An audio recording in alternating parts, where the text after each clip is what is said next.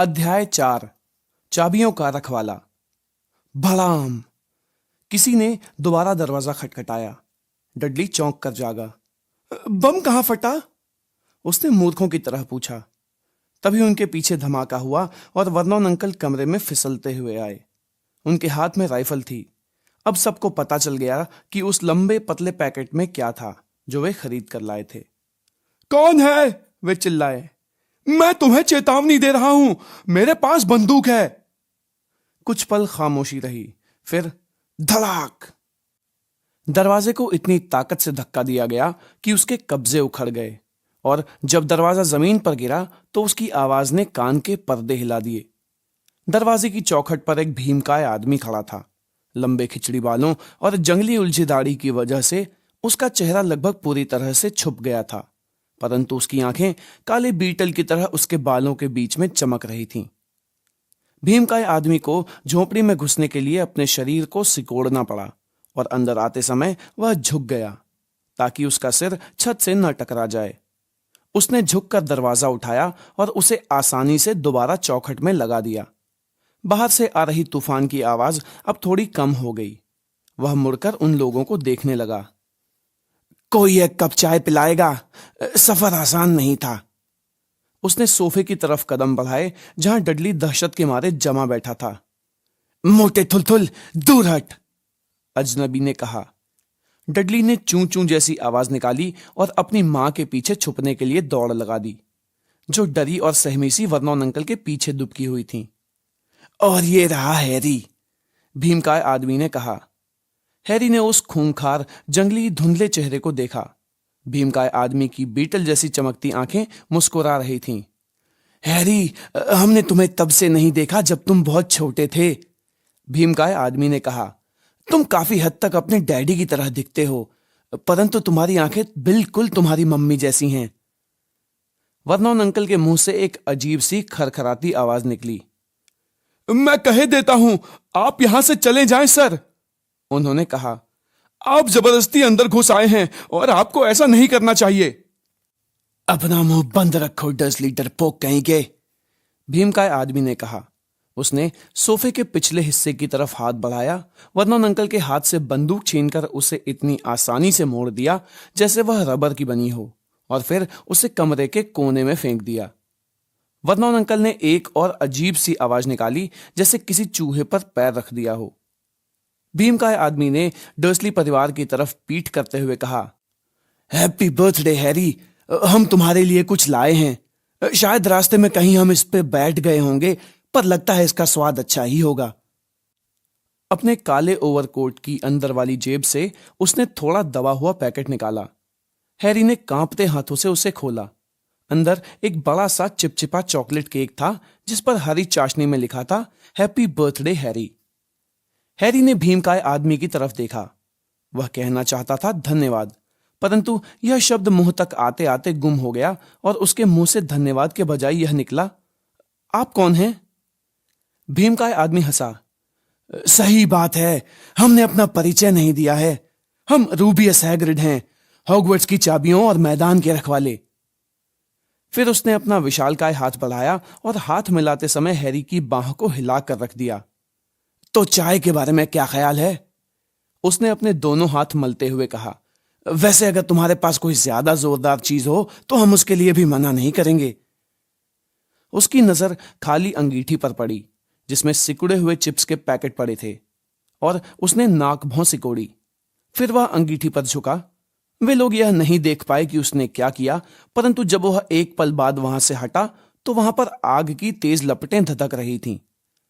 आग की वजह से सीली झोपड़ी में लहराती हुई रोशनी भर गई, और हैरी को ऐसा महसूस हुआ जैसे वह गर्म पानी के टब में बैठ गया हो। भीमकाय आदमी एक बार फिर सोफे पर बैठ गया, जो उसके वजन से दबा जा रहा था। वह अपने कोट की जेबों से ढेर सारा सामान निकालने लगा। तांबे की केतली, कबाब का दबा हुआ पैकेट, पोकर, चाय की पतीली, लकड़ी के कई मग और एक गहरे हरे रंग की बोतल, जिसमें से उसने चाय बनाने के लिए एक घूंट पिया। जल्दी ही भुन रहे कबाबों की आवाज और खुशबू झोपड़ी में भर गई। जब भीमकाय आदमी काम कर रहा था तो सब चुपचाप खड़े थे, परंतु जब उसने 6 मोटे रसदार हल्के भुने कबाब पोकर से बाहर निकाले तो डडली थोड़ा छटपटाया। वर्नोन अंकल ने तेजी से कहा, डडली, उसकी दी कोई चीज मत छूना। भीम का आदमी ने ठहाका लगाया, तुम्हारे मोटे थुलथुल बेटे को और मोटा करने की कोई जरूरत नहीं है डर्सली, चिंता मत करो। उसने हैरी को कबाब दिए, जो इतना भूखा था कि उसे लगा जैसे उसने इतनी अच्छी चीज पहले कभी नहीं खाई थी, पर अब भी वह अपनी आंखें भीमकाय आदमी पर से हटा नहीं पा रहा था। आखिरकार जब किसी ने भी कुछ नहीं बताया तो उसने कहा, माफ कीजिएगा, परंतु मैं अब भी सचमुच नहीं जानता कि आप कौन हैं। भीमकाय आदमी ने चाय का एक घूंट लिया और हथेली के पिछले हिस्से से अपना मुंह पोंछा। हमें हैग्रिड कहो, उसने कहा। सभी हमें इसी नाम से बुलाते हैं और जैसा कि हम पहले ही बता चुके हैं, हम हॉगवर्ट्स की चाबियों के रखवाले हैं। वैसे तुम हॉगवर्ट्स के बारे में तो जानते ही होगे। नहीं, हैरी बोला। हैग्रिड को जैसे सांप सूंघ गया। सॉरी, हैरी ने तत्काल कहा।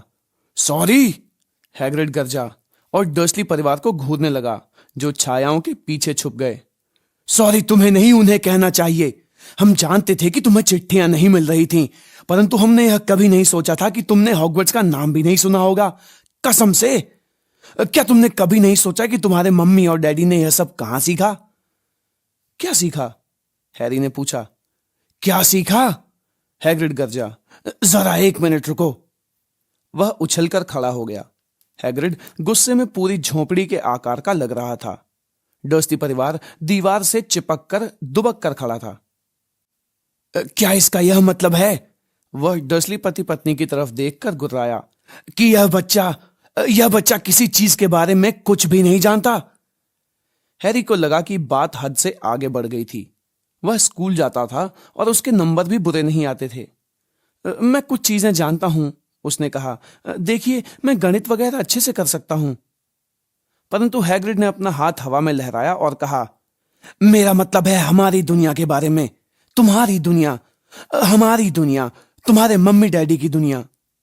कौन सी दुनिया? ऐसा लग रहा था जैसे हैग्रिड किसी बम की तरह बस फटने ही वाला था। डर्सली! वह गरजा। वर्नोन अंकल का चेहरा बहुत पीला पड़ गया और वे फुसफुसाकर काएं काएं जैसा कुछ बोले। हैग्रिड हैरी को हैरानी से घूर रहा था। परंतु तुम्हें अपने मम्मी डैडी के बारे में पता होना चाहिए, उसने कहा। हमारा मतलब है वे लोग मशहूर हैं, तुम भी मशहूर हो। क्या? मेरे मम्मी डैडी मशहूर हैं? क्या सचमुच? तुम्हें नहीं पता? तुम्हें नहीं पता? हैग्रिड ने अपने बालों में उंगलियां फिराईं और हक्का बक्का होकर हैरी को घूरने लगा। तुम्हें सचमुच नहीं पता कि तुम क्या हो? उसने अंत में पूछा। वर्नोन अंकल की आवाज अचानक वापस लौट आई। रुक जाइए, उन्होंने आदेश दिया। यहीं पर रुक जाइए सर। मैं आपको मना करता हूं कि आप इस लड़के को कुछ भी ना बताएं। वर्नोन डर्सली से ज्यादा बहादुर आदमी भी हैग्रिड की गुस्से भरी निगाह से दहल जाता। जब हैग्रिड बोला तो उसका हर शब्द गुस्से के मारे थरथरा रहा था। तुमने उसे कभी भी नहीं बताया? तुमने उसे कभी भी नहीं बताया कि उसकी चिट्ठी में क्या था जो डंबलडोर उसके लिए छोड़ गए थे? हम वहीं थे। हमने अपनी आंखों से डंबलडोर को चिट्ठी छोड़ते हुए देखा था डर्सली। तुमने इतने सालों तक उससे यह बात छुपाकर रखी। कौन सी बात छुपाकर रखी? हैरी ने उत्सुकता से पूछा। ठहर जाइए, मैं आपको मना कर रहा हूं। आतंकित होकर वर्नोन अंकल चीखे। पेटूनिया आंटी ने घबराकर सिसकारी भरी। तुम दोनों भाड़ में जाओ और जाकर अपना सिर धुनो, हैग्रिड ने कहा। तुम एक जादूगर हो हैरी। झोपड़ी के अंदर खामोशी थी। सिर्फ समुद्र और सीटी बजाती हवा की आवाजें सुनाई दे रही थीं। मैं क्या हूं? हैरी ने तेज तेज सांस लेते हुए कहा। जादूगर, और क्या? हैग्रिड ने कहा और सोफे पर एक बार फिर बैठ गया, जो उसके बोझ से दबकर कराहता हुआ थोड़ा और नीचे धंस गया। और हम कहते हैं तुम बहुत अच्छे जादूगर हो, बस तुम्हें कुछ साल तक सीखने की जरूरत है। तुम जिन मम्मी डैडी के बेटे हो, उनका बेटा और क्या हो सकता है? और हमें लगता है अब समय आ चुका है तुम अपनी चिट्ठी पढ़ लो। हैरी ने अपना हाथ बढ़ाया और आखिरकार उस पीले लिफाफे को ले लिया जिस पर हरी स्याही में पता लिखा था, मिस्टर एच पॉटर, फर्श, चट्टान पर बनी झोपड़ी, समुद्र। उसने चिट्ठी बाहर निकाली और पढ़ने लगा। हॉगवर्ट्स जादूगरी और तंत्र का विद्यालय। Headmaster Albus Dumbledore. Order of Merlin first class. Grand sorcerer, chief warlock, supreme mugwump, international confederation of wizards. Dear mister Potter, हमें आपको सूचित करते हुए खुशी हो रही है कि आपको हॉगवर्ट्स जादूगरी और तंत्र के विद्यालय के लिए स्वीकार कर लिया गया है। आवश्यक किताबों और उपकरणों की सूची साथ में लगी है। स्कूल 1 सितंबर से शुरू होगा। हम 31 जुलाई तक आपके उल्लू का इंतजार करेंगे। आपकी Minerva McGonagall, deputy headmistress. Harry के दिमाग में पटाखों की तरह कई सवाल फूट रहे थे और वह यह फैसला नहीं कर पा रहा था कि पहले कौन सा सवाल पूछे। कुछ मिनट बाद वह अटक अटक कर बोला, वे मेरे उल्लू का इंतजार करेंगे, इसका क्या मतलब है? तूफान की आंख, इससे मुझे याद आया, हैग्रिड ने कहा और उसने अपने माथे पर इतनी जमकर हाथ मारा कि उससे कोई घोड़ा गाड़ी पलट सकती थी। इसके बाद उसने अपने ओवरकोट के अंदर की दूसरी जेब से एक उल्लू निकाला। एक असली जिंदा, थोड़ा परेशान दिख रहा उल्लू, एक लंबी कलम और चमड़े का एक कागज भी। अपने दांतों में जीभ दबाकर उसने चिट्ठी लिखी जिसे हैरी दूसरी तरफ से पढ़ सकता था। डियर मिस्टर डम्बलडोर, हैरी को उसकी चिट्ठी दे दी है। हम कल उसका सामान खरीदने के लिए उसे ले जा रहे हैं। मौसम भयानक है।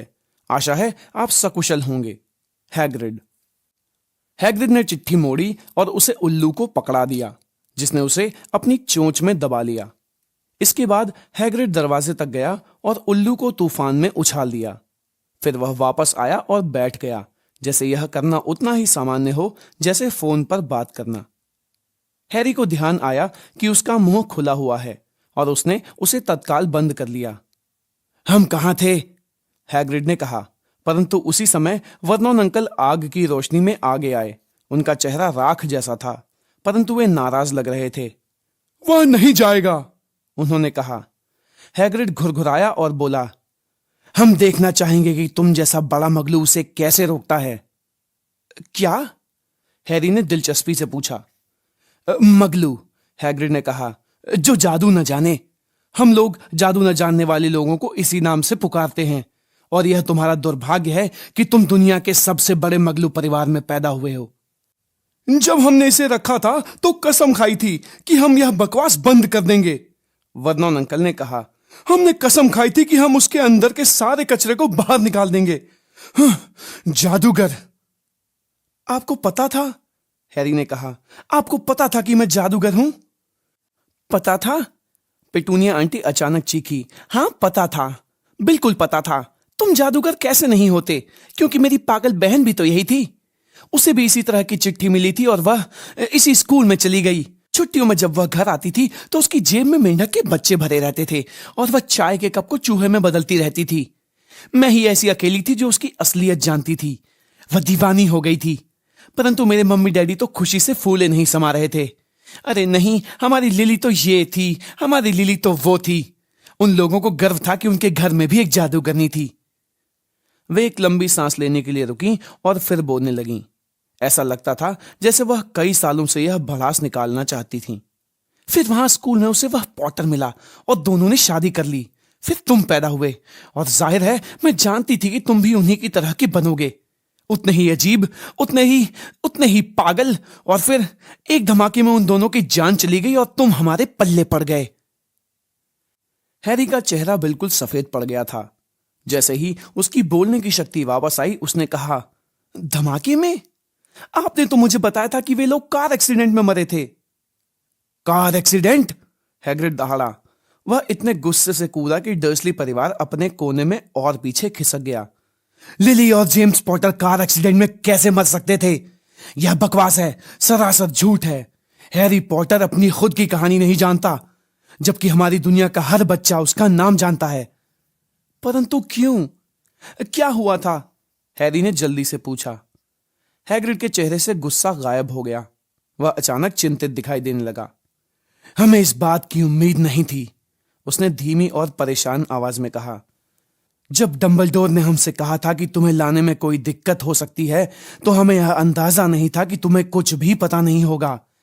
वैसे हैरी, हमें नहीं मालूम कि तुम्हें बताने के लिए हम सही आदमी हैं या नहीं, परंतु किसी ना किसी को तो बताना ही पड़ेगा।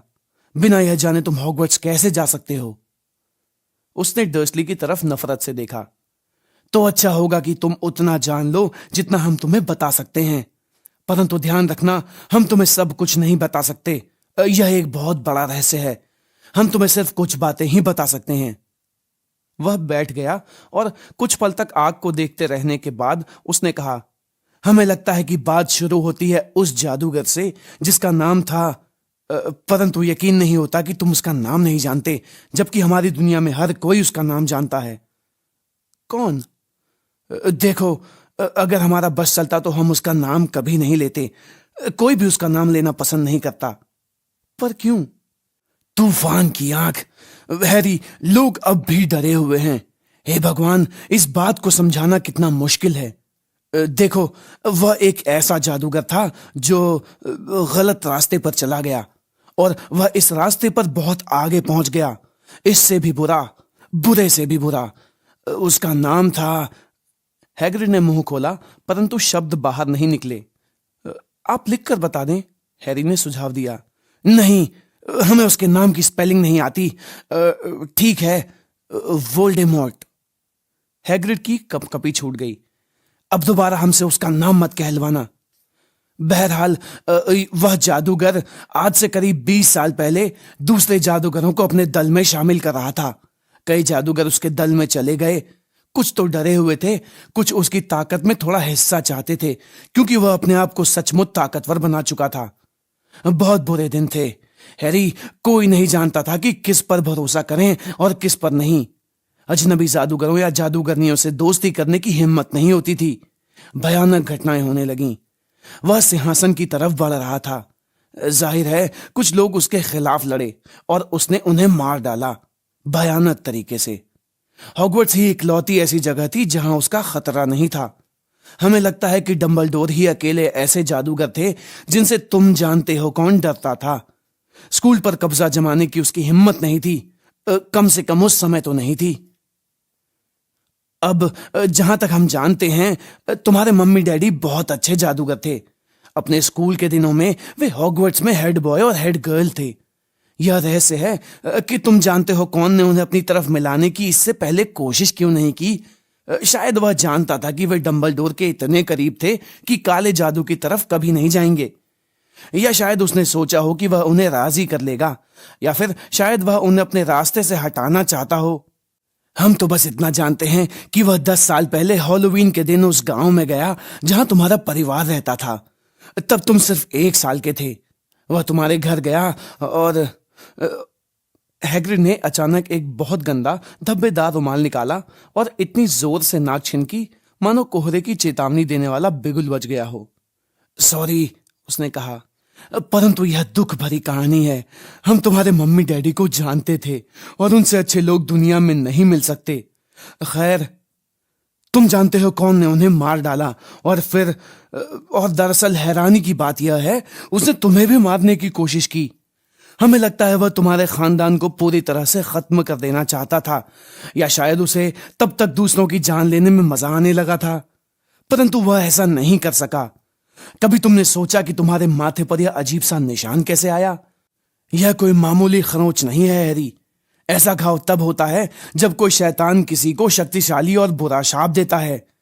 तुम्हारे मम्मी और डैडी को तो उसने पहले ही मिटा दिया था, परंतु उसका जादू तुम पर नहीं चल पाया हैरी, और इसलिए तुम मशहूर हो। उसने जिन लोगों को मारने का फैसला किया उनमें से एक भी जिंदा नहीं बचा, कोई भी नहीं, सिवाय तुम्हारे। और उसने अपने जमाने के बड़े बड़े जादूगरों को मार डाला था, मैकिनॉन्स, बोन्स, प्रिवेट्स। तुम तो छोटे से बच्चे थे और फिर भी तुम जिंदा बच गए। हैरी के दिमाग में बहुत दर्दनाक विचार आ रहे थे। जब हैग्रिड की कहानी खत्म हुई तो एक बार फिर हैरी ने हरी रोशनी की चकाचौंध देखी। उसे वह पहले से भी ज्यादा साफ दिखी। अब उसे कुछ और भी याद आया। जीवन में पहली बार एक तेज, भावहीन, क्रूर हंसी। हैग्रिड उसे दुख भरी निगाहों से देख रहा था। तबाह हो चुके घर से तुम्हें हम खुद निकाल कर लाए थे, डंबलडोर के कहने पर। फिर हम तुम्हें इन लोगों के पास लाए। बकवास बहुत हो चुकी, वर्नॉन अंकल ने कहा। हैरी उछल पड़ा। वह लगभग भूल गया था कि डर्सली परिवार भी वहां पर था। निश्चित रूप से ऐसा लग रहा था जैसे वर्नॉन अंकल की हिम्मत वापस लौट आई थी। वे हैग्रिड को खा जाने वाली नजरों से देख रहे थे और उनकी मुट्ठी तनी हुई थी। अब कान खोलकर सुन लो लड़के, उन्होंने गुस्से से कहा। मैं मानता हूं कि तुम थोड़े अजीब हो, परंतु शायद इतने अजीब भी नहीं कि जमकर पिटाई करने से तुम्हारा इलाज ना हो सके। और जहां तक तुम्हारे माता पिता के बारे में कही गई बातों का सवाल है, तो यह बात सच है कि वे जादूगर थे। मैं इस बात से इनकार नहीं करता, पर मुझे लगता है कि दुनिया उनके बिना ज्यादा अच्छी चल रही है। उन्हें वही मिला जो मिलना चाहिए था। इन जादूगरों से घुलने मिलने का यही नतीजा होता है। मुझे ऐसी ही उम्मीद थी, हमेशा से जानता था कि उनका अंत बुरा ही होगा। परंतु उसी पल हैग्रिड सोफे से उछला और उसने अपने कोट के अंदर से एक टूटी फूटी गुलाबी छतरी बाहर निकाली। इसे वर्नॉन अंकल पर तलवार की तरह तानते हुए उसने कहा, हम तुम्हें चेतावनी दे रहे हैं डर्सली, हम तुम्हें चेतावनी दे रहे हैं। आगे एक भी शब्द कहा तो। दाढ़ी वाले भीमकाय आदमी के हाथ में छतरी की नोक भाले की तरह दिख रही थी।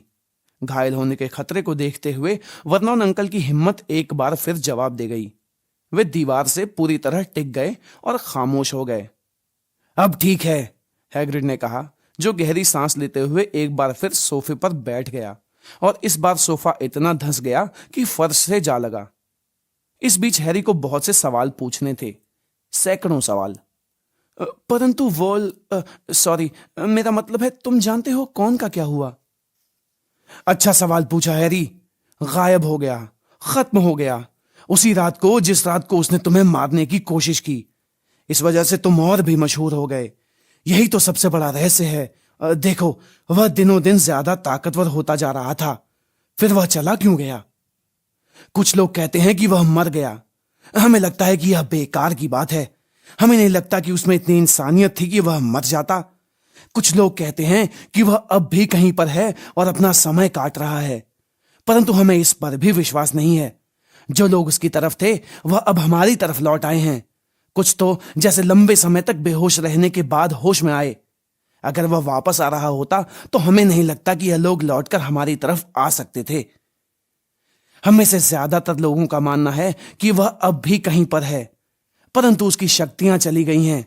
वह इतना कमजोर हो गया है कि अब कुछ भी नहीं कर सकता, क्योंकि तुम्हारे पास ऐसी कोई चीज थी हैरी जिसने उसे खत्म कर दिया। उस रात को ऐसा कुछ हुआ था जिसकी उसे कतई उम्मीद नहीं थी। हम नहीं जानते कि वह क्या था, कोई भी नहीं जानता, पर तुम्हारे अंदर ऐसी कोई चीज थी जिसने उसकी गिल्लियां बिखेर दी। हैग्रिड की आंखों में हैरी के प्रति प्रेम और सम्मान का भाव इतना झलक रहा था, परंतु हैरी खुशी और गर्व का अनुभव करने के बजाय सोच रहा था कि कहीं ना कहीं कोई भयानक गलती हुई है। जादूगर और वह, यह कैसे संभव था? जिंदगी भर वह डडली से मार खाता रहा, पेटूनिया आंटी और वर्नॉन अंकल की दहशत में रहा। अगर वह सचमुच जादूगर होता तो जब वे लोग उसे अलमारी में बंद करते थे तो वे मस्सेदार मेंढक में क्यों नहीं बदल जाते थे? अगर उसने कभी दुनिया के सबसे बड़े जादूगर को पछाड़ दिया था तो फिर डडली उसे हमेशा फुटबॉल की तरह किक कैसे मारता रहता था? हैग्रिड, उसने धीमे से कहा, मुझे लगता है आपको कोई गलत फहमी हुई है। मुझे नहीं लगता कि मैं जादूगर हो सकता हूं। उसे यह देखकर हैरानी हुई कि हैग्रिड हंस रहा था। जादूगर नहीं हो सकते? अच्छा, जब तुम नाराज या डरे थे तो क्या कभी तुम्हारे साथ अजीब घटनाएं नहीं हुई? हैरी ने आग की तरफ देखा। अगर इस तरह से सोचा जाए तो हर वह अजीब चीज जिससे उसके अंकल आंटी उससे बुरी तरह नाराज हुए थे तब हुई थी जब हैरी या तो डरा हुआ था या फिर गुस्से में था। जब डडली का गैंग उसका पीछा कर रहा था तो न जाने कैसे वह उन लोगों की पहुंच से दूर चला गया था। जब वह बेहुदा कटिंग के बाद स्कूल जाने से डर रहा था तो उसके बाल अपने आप बढ़ गए थे। और आखिर जब डडली ने उसे मारा था तो क्या उसने उसका बदला नहीं ले लिया था? हालांकि उसे यह पता भी नहीं था कि वह ऐसा कर रहा था। क्या उसने उस पर सांप नहीं छोड़ दिया था? हैरी ने हैग्रिड की तरफ मुस्कुराते हुए देखा और हैग्रिड पहले से ही उसे देखकर मुस्कान बिखेर रहा था। देखा, हैग्रिड ने कहा, हैरी पॉटर जादूगर कैसे नहीं है? तुम जरा ठहरो तो सही, तुम हॉगवर्ट्स में मशहूर हो जाओगे। परंतु वर्नॉन अंकल बिना लड़े हार मानने वाले नहीं थे। मैंने तुम्हें पहले ही बता दिया है कि वह नहीं जाएगा, उन्होंने फुफकारते हुए कहा। वह स्टोनवॉल हाई स्कूल में पढ़ने जा रहा है और इसके लिए उसे हमारा एहसान मानना चाहिए। मैंने वो चिट्ठियां पढ़ी हैं और उसे बहुत सी वाहियात चीजें चाहिए। जादू मंत्र की किताबें, जादुई छड़ी और अगर वह जाना चाहता है तो तुम्हारे जैसा बड़ा मगलू भी उसे नहीं रोक सकता। हैग्रिड गुर्राया। लिली और जेम्स पॉटर का बेटा और हॉगवर्ट्स ना जाए? तुम पागल हो गए हो। उसका नाम तो वहां उसी दिन लिख गया था जब वह पैदा हुआ था। वह दुनिया में जादूगरी और तंत्र के सबसे अच्छे स्कूल में जाएगा। 7 साल वहां रहने के बाद वह खुद को पहचान नहीं पाएगा। वह अपनी तरह के बच्चों के साथ रहेगा जो यहां से बहुत अच्छा रहेगा, और वह हॉगवर्ट्स के महानतम हेडमास्टर एल्बस डंबलडोर की देखरेख में जादू सीखेगा। इसे जादू के करतब सिखाने के लिए मैं किसी सन की बुढ़े को पैसे नहीं देने वाला। वर्नोन अंकल चीखे, परंतु अब उन्होंने हद पार कर ली थी। हैग्रिड ने अपनी छतरी उठाई, उसे सिर के ऊपर घुमाया और गरजती आवाज में कहा, कभी भी हमारे सामने एल्बस डंबलडोर की बेइज्जती मत करना। हवा में झूलती छतरी को खट से नीचे लाते हुए उसने उसकी नोक डडली की तरफ कर दी। एक जामुनी रोशनी चमकी, पटाखे जैसी आवाज हुई, एक तेज चीख सुनाई दी और अगले ही पल डडली अपनी जगह पर नाचने लगा। उसके हाथ अपने मोटे पुट्ठों पर थे और वह दर्द से बिलबिला रहा था। जब उसने उनकी तरफ पीठ की तो हैरी ने देखा कि उसके पैंट के छेद में से सुअर की मुड़ी घुंघराली पूंछ बाहर लटक रही थी। वर्नोन अंकल दहाड़े। पेटूनिया आंटी और डडली को दूसरे कमरे के अंदर धकेलते हुए उन्होंने हैग्रिड को आखिरी बार दहशत भरी निगाहों से देखा और अंदर घुसने के बाद दरवाजा धड़ाम से बंद कर लिया। हैग्रिड ने अपनी छतरी की तरफ देखा और अपनी दाढ़ी थपथपाई। हमें अपना आपा नहीं खोना चाहिए था, उसने अफसोस के साथ कहा, परंतु यह वैसे भी पूरी तरह नहीं हो पाया। हम उसे सुअर बनाना चाहते थे, परंतु हमें लगता है वह पहले से ही इतना सुअर जैसा था कि उसमें ज्यादा कुछ बदला नहीं जा सकता था। उसने अपनी घनी बाहों के नीचे से हैरी को कनखियों से देखा। वैसे अच्छा होगा अगर तुम हॉगवर्ट्स में यह बात किसी को न बताओ, उसने कहा। सच कहें तो हमें यह जादू करने की मनाही है। हमें थोड़ा बहुत जादू करने की छूट दी गई थी ताकि हम तुम्हारा पीछा कर सकें और तुम तक चिट्ठी पहुंचा सकें। यह भी एक कारण था जिस वजह से हम यह काम करने के लिए इतने उतावले थे। आपको जादू करने की इजाजत क्यों नहीं है? हैरी ने पूछा। वो ऐसा है, सच तो यह है कि कभी हम भी हॉगवर्ट्स में थे, परंतु हमें वहां से निकाल दिया गया हमारे 3रे साल में। उन्होंने हमारी जादुई छड़ी के 2 टुकड़े कर दिए, परंतु डंबलडोर ने हमें वहां पर रखवाले के रूप में रहने दिया। डंबलडोर महान है। आपको वहां से क्यों निकाला गया? अब बहुत देर हो चुकी है और कल हमें बहुत सा काम करना है, हैग्रिड ने जोर से कहा। कल शहर जाना है और तुम्हारी किताबें और बाकी सामान लेना है। उसने अपना काला मोटा कोट उतारा और हैरी की तरफ उछाल दिया। तुम इसे ओढ़ कर सो सकते हो, उसने कहा। अगर यह थोड़ा हिले तो परेशान मत होना, मुझे लगता है जेब में 1-2 चूहियां होंगी।